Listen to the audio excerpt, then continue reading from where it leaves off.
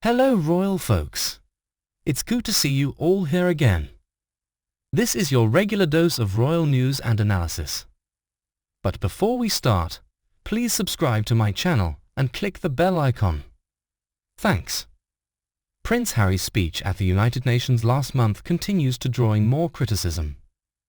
During a recent appearance on Sky News Australia's The Bolt Report, Brendan O'Neill, a former editor of Spiked magazine and a columnist who has been featured on The Australian, The Big Issue and The Spectator, weighed in on the comments made by the Duke of Sussex about US politics during his speech at a UN session in New York City, marking Nelson Mandela International Day on July 18.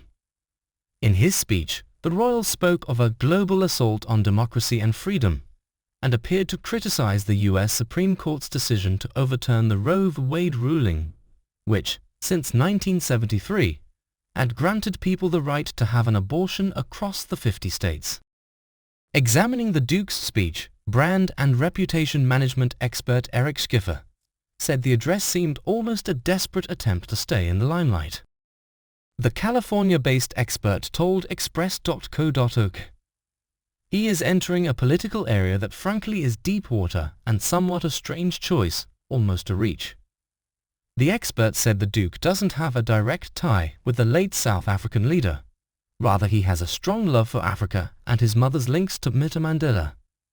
He continued, "It comes across as almost a serious reach and almost a desperate attempt to stay in the limelight and be positioned as a leader." Mr. Schiffer claimed Harry seemed in some ways not comfortable during his delivery of the speech.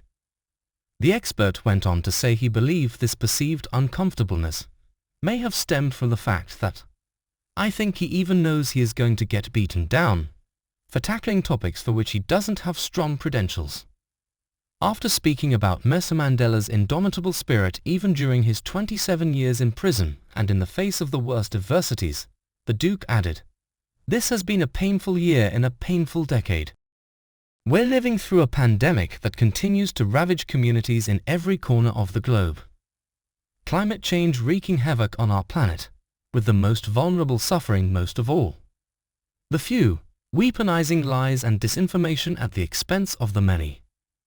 And from the horrific war in Ukraine to the rolling back of constitutional rights here in the United States, we are witnessing a global assault on democracy and freedom, the cause of Mandela's life. I know that for so many women right now, there is a sentiment of despair. But again, we have to band together and not wallow. We have to do the work." So what do you think, guys? Please share your thoughts in the comments. Until then, thanks for watching. We'll see you again with some more interesting news about royal family. Thank you.